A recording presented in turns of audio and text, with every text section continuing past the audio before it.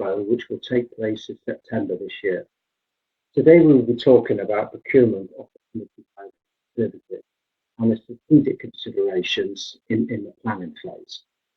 And the content is based around a procurement of FM services, a code of practice that RICS will release in October of this year. Please note that there will be the opportunities for questions, and you will be able to do this by typing into the chat room that you'll see in the sidebar.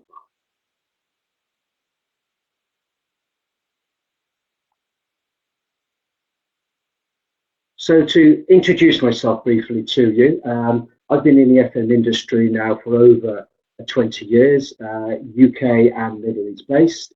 And like many, I came into FM as a second career. From 2005 to 2018, as mentioned, I was Middle East based, where I lived in Bahrain, the Sultan of Oman, and United Arab Emirates. I've been lucky, I think, that in my working environment, I've gained a 360-degree experience, having been employed in organisations on the client side, managing agents, and the last key role I did in Dubai was running a service provider. I'm a facilities management chartered surveyors, and I became the global head of FM for the RICS in June 2018. So, if somebody that's from the RICS, it's important that all who may not be members of RICS understand who we are. The RICS was formed in June 1868 by a group of surveyors, and those that know Clutton's, the real estate organisation that worked globally, the inaugural president of the RICS was one Mr. John Clutton. Well, what is the RICS really about? Well, it's a global organisation that acts in the public interest, and it does this by qualifying and regulating professionals to the highest standards across the entire built environment. So it isn't just facilities management. We cover all the main built environment.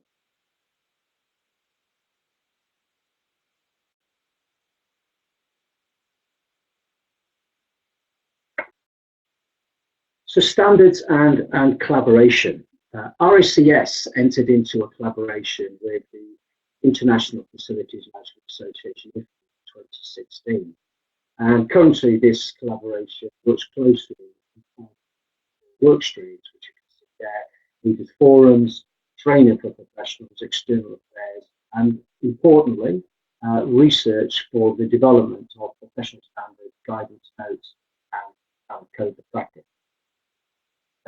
But the actual ambition that RICS is to unite FM globally by gaining better recognition and integrating the organisation across the board.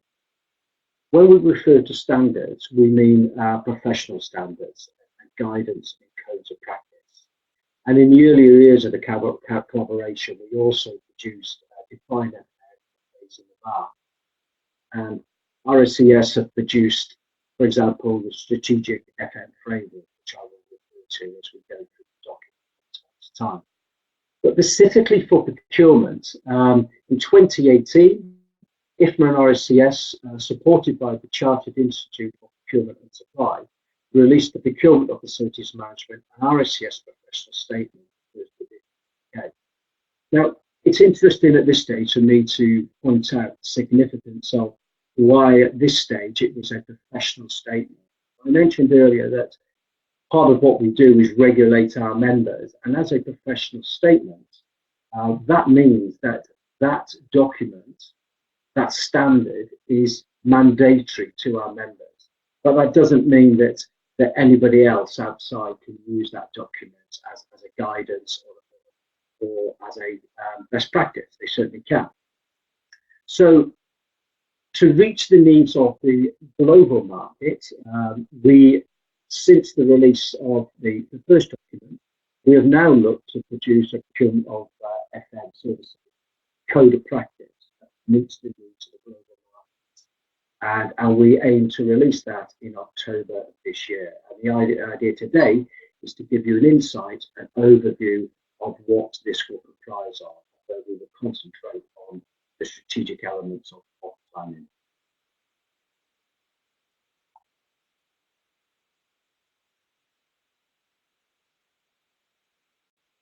So today's subjects that we're going to cover, why are standards important?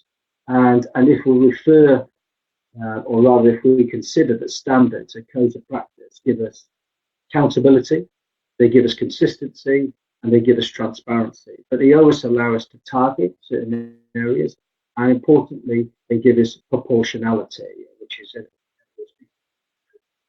benchmark. In terms of the global market, our aim is to deliver something that is acceptable for both members and non-members in the form of a code of practice. And we can deliver that in this context. So why a code of practice? Well, if we consider that code of practice sets out the principles of procurement, it does this during the planning activities, and it gives us decisions to be made prior to going to market. And also during the procurement process, post-procurement. So that spells out in that statement the key phases that we're going to cover. And then if we consider that a good procurement process is critical to achieving a good outcome, which is imperative to the service provider entity that is being requested to deliver the services, and in particular the client organisation that is requiring the services. And the other two areas that we'll cover is why a code of practice. We've touched on that slightly already, and what are the strategic considerations, which will be the focus of the webinar as mentioned.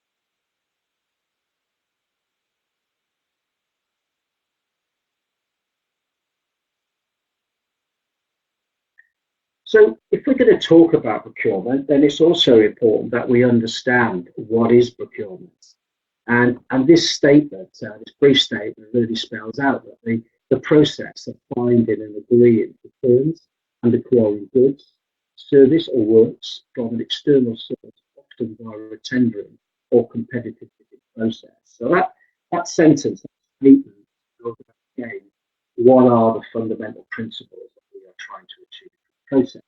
And by having good process, we achieve a good outcome. So in the subject matter, we said we're going to look at why are standards important. We see standards across many industries. They're there to prevent the fragmentation between organisations. And within FM, this is important when we consider what is perceivably a fragmented approach to our industry, caused by having so many FM associations. I mean, as you've seen here, we have RSCS, we have a collaborative partner, IFMA. In the UK, we have IWFM, and there in the Middle East, we have MEFMA.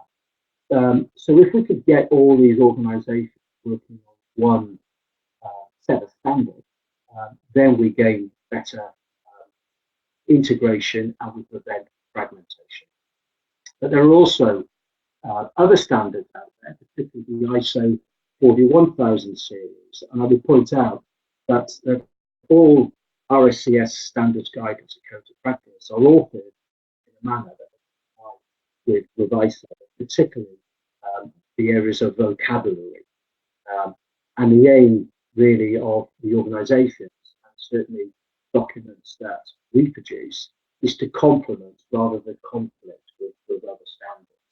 And that's the reason why we, again, to get consistency and to prevent fragmentation, was when we produce any document, we actually have a global reach of members and particularly non-members to get the content. So they also, why standards are important, they also provide us all, from the client entity to the organisation, providing them common approach and consistency. Again, that is important with everybody during the process, from planning right the way through to the execution of the process and the delivery of the service post-completion thereafter. We're all running on one set of standards and understanding, then again, we get common in all our experiences, we will expect to have experienced misunderstanding and disagreement, particularly after procurement phase they have completed and the services are being delivered. And if all parties follow the standard guidance and code of practice, then we should have had a better mutual understanding, which avoids conflict and from the fundamental blocks. So we should always ask if these sort of standards of guidance and codes of practice are common in other industries across the built environment and other aspects of industry and commerce, then why not in FM?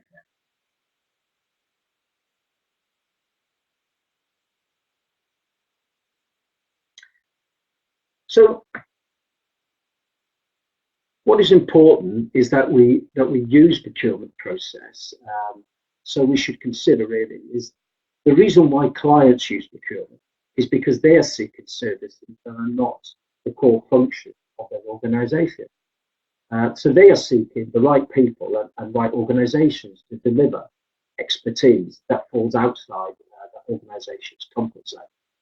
So the relationship between the parties should be one that is mutually understanding, and above all, it must be one that's built on trust.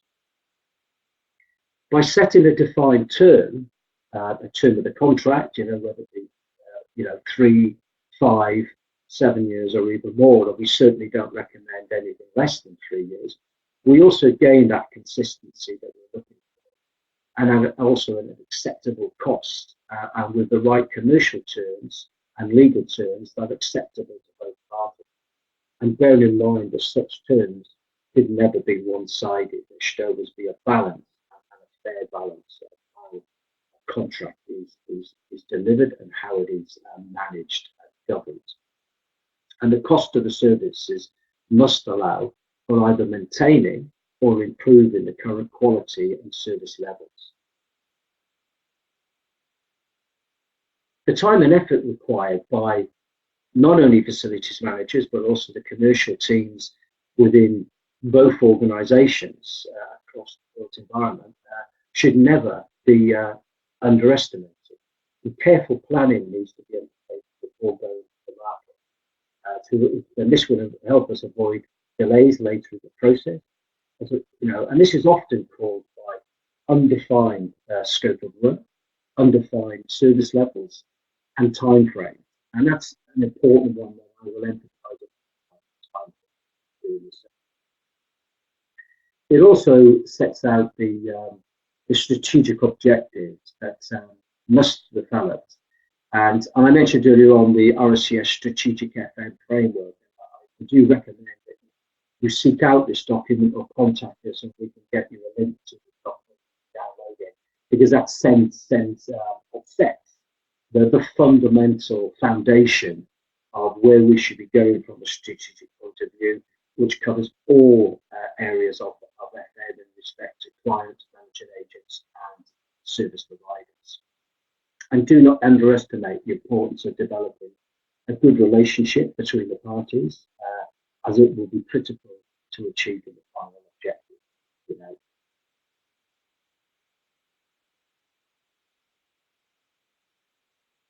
So continue then with why use procurement, and on this theme of why use procurement, we should understand the elements that are key to success. Have an open mind to challenge and seek insight from the marketplace and the service providers that you engage with, not only your current service providers, but during the process. Talk to service providers, understand their perspective. This will certainly aid over the process. Provide a detailed understanding and a clear statement of the requirements, including the wider business strategy. This will reduce the number of questions again and delays later in the process, such as long lists of clarification. The more time preparing the correct information in the planning stage will bring value later in the process. Provide detailed information on the property portfolio, the assets, whether they be building assets or the internal assets, whether they be MEP assets or soft service assets. You know, and don't forget to communicate the organisation culture, which should be defined within our document. And I would also recommend that we do not rely on service providers, or rather the service provider visits to the various assets to collate a detailed asset list. As again, this potentially has removed gaps, human error and the time spent doing this. And the risk, again, will only provide delays later in the process, particularly when it comes to putting costs together. Clients or their FA and their commercial teams should have an understanding of an estimate of what the services will cost. Now, obviously, you can get this from any current services, but there should be a plan of what the cost you expect to be. And bear in mind, this will determine the actual quality.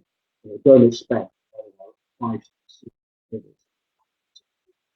service. So make sure that plan, if you're going to try to upgrade service levels and increase the scope of work, make sure you have a good appreciation of what that estimation is going to be. And this will be imperative when you're also seeking approval in the process. Set a realistic timetable for the undertaking of the process. I said I was going to highlight this, and it's in my experience in the FM industry, and certainly in my experience with procurement, this is something I often see that is neglected, and it often causes the biggest problem. All tender exercises should have a program setting out the start and end date for each stage, in the process for each stage. And this program must be realistic in terms of achievability. I mean, don't consider that once we release a tender that may have taken many months to prepare, that in 1 or 2 weeks that a service provider could turn around a detailed, accurate, and precise response that will allow you to complete evaluation effectively and efficiently. Okay? There are various formats to a program. Traditional one is a Gantt chart. This is often used in project management, for example. And honestly, I would recommend a Gantt chart. And after all, procurement is a project in its own right. And if there are FM services that are delivered already, either by an in-house team or by other service providers that are not going to be part of any procurement scope of work, we must consider how we align and integrate those organisations and how they don't cross over each other's boundaries, or if they do, how they interact with each other, and understand what those boundaries are and how we are going to contract manage the two functions between the various organisations. We get continuity, again, not conflict. Build the relationship between those parties is the highest recommendation.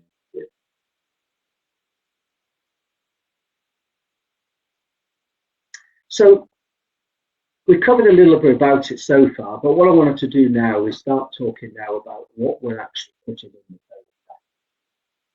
program. There's 4 sections to it, and they really cover the key principles and the planning, which I said we're going to today. Planning gives us guidance on the various planning activities that should be undertaken and the decisions that should be made before going to the market. And this is probably, as much as evaluation is important, the quality of the planning stage really does set the scene for the development. The document then will obviously go on to the procurement phase, which is a big bulk of the document, guidance on the activity and the key decisions again that should be undertaken to the process. And finally, post-procurement. I mean, bearing in mind, I suppose if we take up a contract life cycle, the smallest percentage of time is actually getting from planning our procurement process to actually implementation. The largest time is during the procurement phase itself, so don't underestimate that.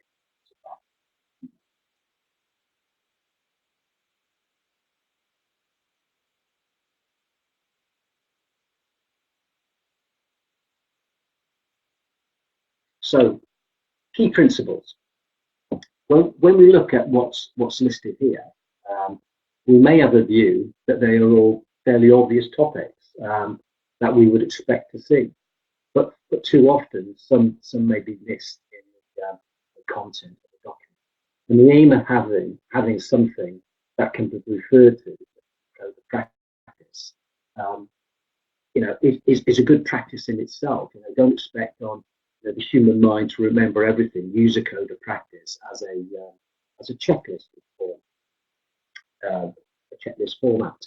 And as we see here, the key principles that we are setting out here is obviously that we are defining a detailed scope of what is and what is not included within the scope of work. So bear in mind, we have an asset and we want people to come and view that asset during the procurement phase.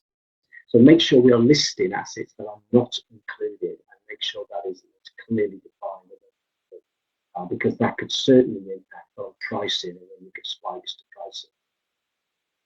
The statement of clear objectives for the procurement project and subsequent operations. So we must understand that it's not just about procurement, it's how that operation will function. Into that. The availability of data, enough data, the right data, accurate data and information to allow bidders to respond with robust proposals that fulfill your objectives and also answer these questions for you. The evolution criteria also should be what objectives are in the future. And obviously, something that causes much confusion off the procurement processes is the pricing structure. Stating what service and costs are to be included and what is included, and changes will be calculated. How changes are calculated. If we're going to produce an electronic or hard copy pricing schedules, then again, make sure you spend the time to check that any formatting calculations are accurate. And if you want consistency, make sure that you are delivering in a format that people can collate the information and send it to you accurately, and provide you with an effective means of cross-matching for various organisations. There should be specific and reasonable timescales, as we mentioned, rather during the process. So again, make sure we do have reasonable timescales that can be achieved. Then we must also detail the payment mechanisms that can be in place and what the commercial terms that must be transparent. And all parties are required to comply with relevant legislation in whatever region of the world they're in, and rules that apply to territories where services are to be provided. So we're talking something that globally. So what we try to do, or our intention within the code of practice, is to steer people in the right direction, making sure that we are complying with not only something we could say is a global best practice, but paying actual attention and adhering to local regulations, particularly in things that are very fashionable, such as data protection and HR matters, particularly in the Middle East region, where potentially you're dealing with large numbers of expatriate employees. So what I want to do now is we'll start moving in now. We've covered key principles and start looking at planning. And we indicated at the start that we would concentrate today on the strategic approach and what those strategic factors that will set out the outcome at the end of the day. So we must consider that when should planning take place and what should be covered in the planning stage. So that's important, and we've covered a lot on that already. But when is it? Okay, it's the period really between the client organisation obtaining internal approval to go ahead with procurement services and the start of the actual procurement process. That is really when you're planning. Get that set out, get it accurate, get that together so you actually have a good tender document. Also, adequate preparation This is essential. Following aspects are also covered in the process. We look at the strategic factors of the procurement planning itself, so that you understand what you have to cover in that. The planning, the project planning activities that need to be taken. Bear in mind, as we said, the procurement is a project. How to assess the market trends, identify the bidders, and evaluate market interest. Don't take it for granted that everybody wants to come and provide the services for you. Identify the potential bidders, through the normal methods of sending out our questionnaires and seeking the right bidders in the market that can deliver the service, but also bearing in mind new organisations into the market that can come and produce and deliver good value to you.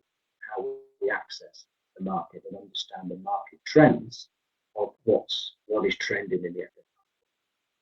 And finally, what procurement strategy to use to attract market interest and maximise competition.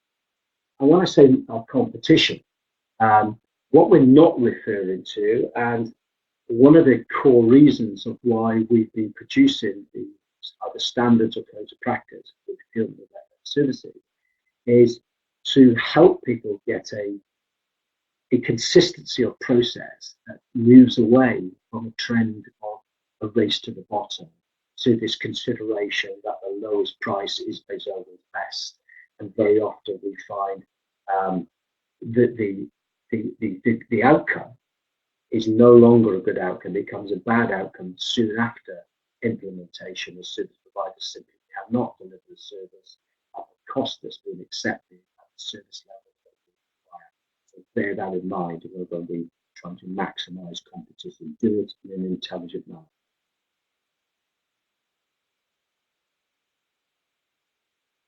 So any procurement exercise will benefit in ensuring clear recognition. And again, I refer you to the of guidance for the development of the strategy, because that document also sets out some information. And the strategy should provide and inform all stakeholders, internally and externally, of the following factors. We need to cover the scope of services. We need to cover the baseline of cost. What's the maximum level of cost we can go to? What our vision is. What's the organisation vision, and what is our FM vision for the organisation? What's the strategy and the business case? I mean, we can't reach a baseline and get over the baseline unless we put a business case in place. And finally, stakeholder.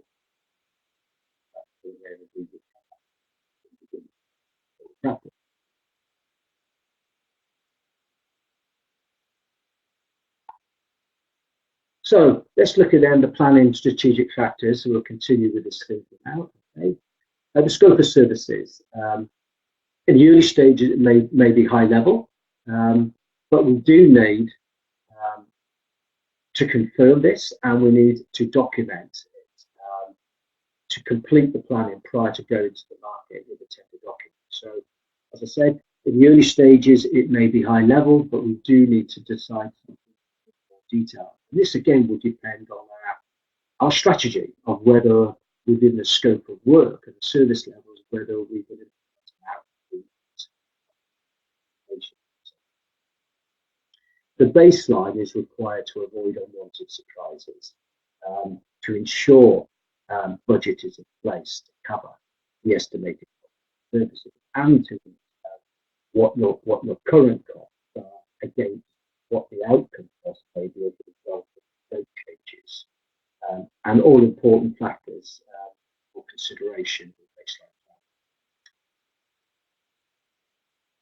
And also consider within the baseline plan the fixed and variable costs that we may have, and non-financial factors such as service quality, performance, and cost of factory.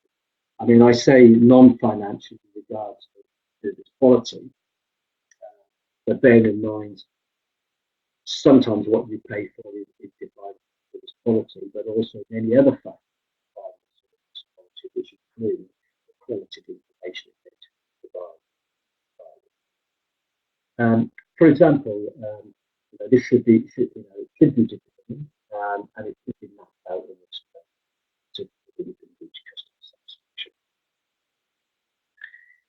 What we must do at all stages during planning and even later in the procurement process, right up to implementation, is be prepared for change at all stages of our planning and our procurement process. So during this, allow for it, not only in content, but particularly in time. So allow for time to change.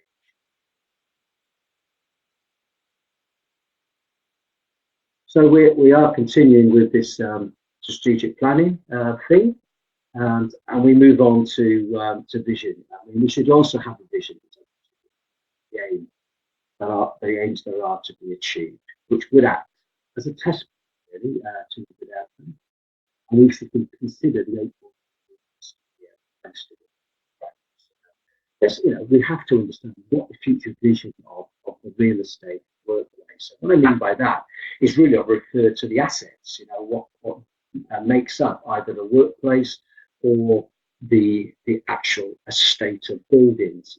For example, and if you have a portfolio, for example, that is subject to properties in, properties out due to sale or procurement of property to do with growth or reduction, or in the workplace, if you're going to have major refurbishment programs or upgrades in assets, then make sure you reflect this in your tender, in your planning stage, in your tender documents, so that people are aware of what is going to go in to the estate or what is going to come out of the estate as well, the assets, if it's applicable. And also making sure then in this vision of what we're trying to achieve and what services will look like post-mobilisation and transition. How is it going to work? How is operation?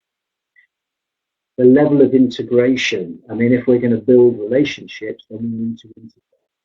And if we have more than one service provider, how are we going to do that? A major consideration. So the responsiveness, across all aspects of what we do, reporting, service levels, KPIs, etc. Let's make sure that this responsiveness is effective and within the cost parameters. And also the level of customer satisfaction we want to achieve. And let's not underestimate that, but we must also understand is who the customers are that we are trying to satisfy. They may be public, depending on the type of asset you're dealing with. And don't forget, your customers are also internal. They may be people who are leasing elements of your portfolio, but these also could be your own employees in particular. A partnership and working and transparency of cost to there. Again, partnership working, build a relationship, and above all, in this vision, let's set out to have transparency in costs. So build that into your strategic approach to your pricing schedules as well.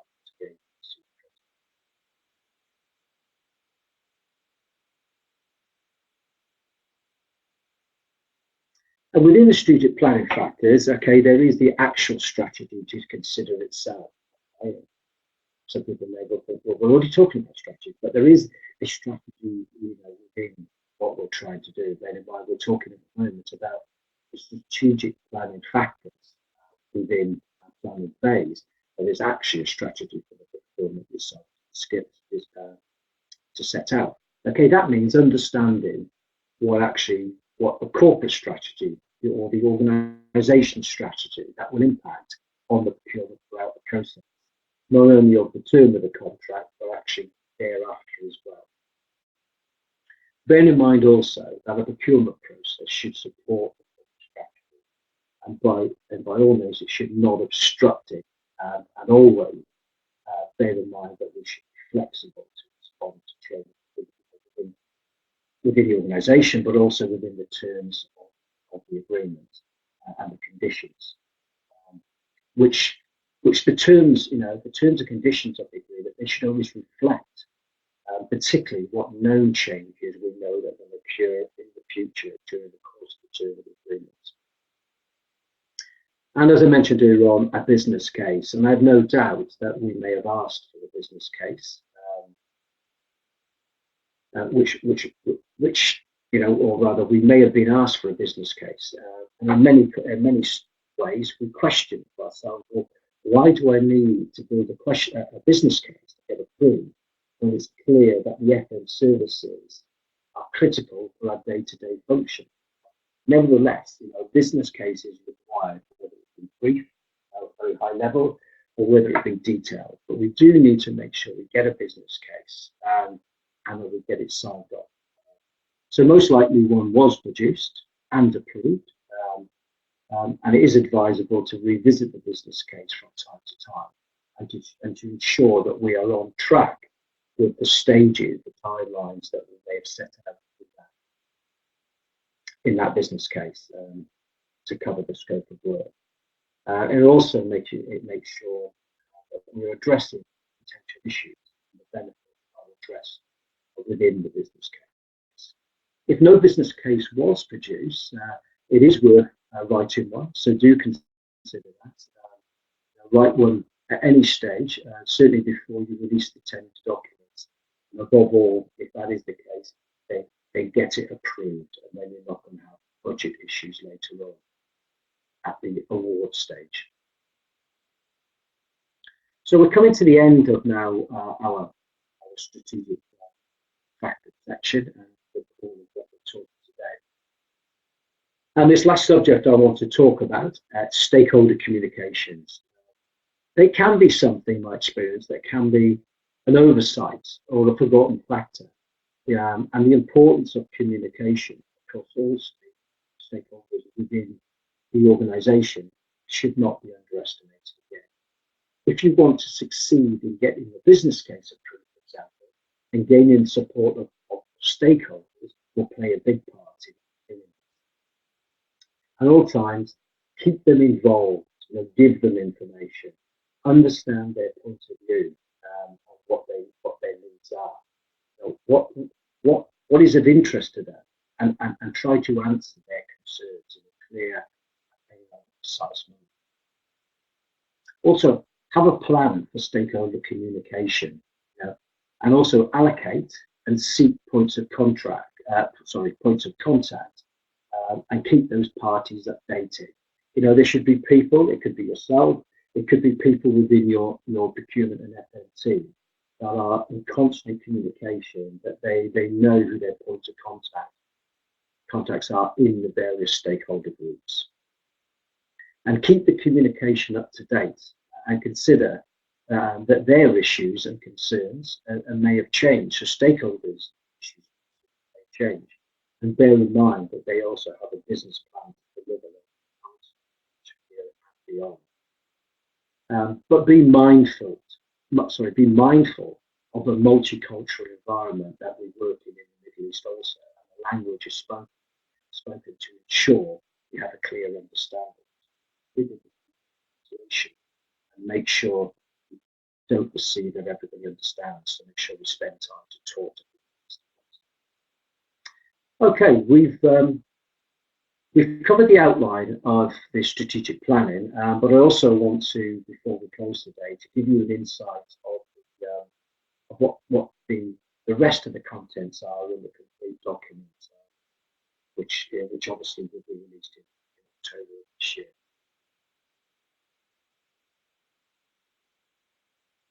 So what I'm showing you there is obviously what I've highlighted there in the mauve box or purple box. Is really what we've covered today. We've really covered down to the stakeholders.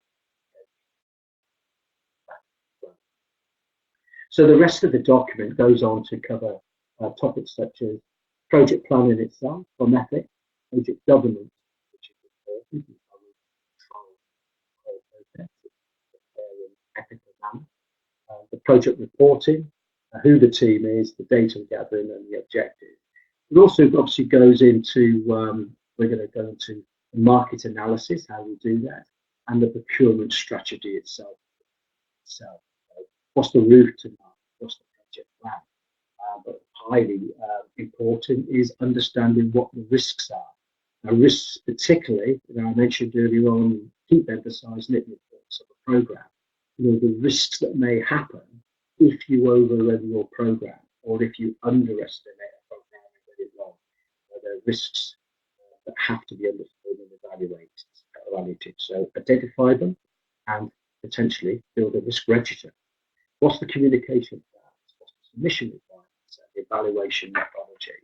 Now, there's an important part that has to be fair. It has to be understood, but also you need to make sure that you consider, well, who's going to evaluate internally so that we don't get conflict and that we get something that is within the skill sets of people.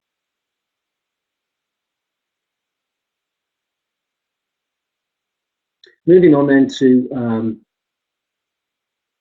the last five, three of them shown here, one more slide to go. The last five key topics of the code of practice will be the procurement phase, technical activity, a long list there of the legal and commercial activities. What was suggested there, recommending is these are the topics that should be covered, not necessarily exhaustive, and there may be others that should be included. And also the key topics that will be covered.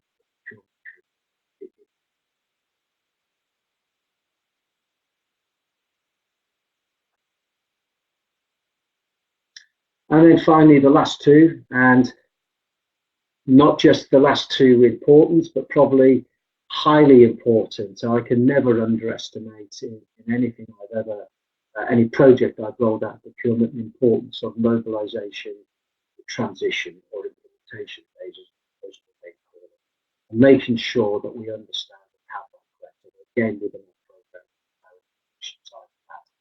And critically, again, post-procurement, what's going to be the contract management plan, what's the management structure, and bear in mind that once we have completed a procurement program, we're actually starting and preparing and gathering data for the re-procurement process, the future end of the contract.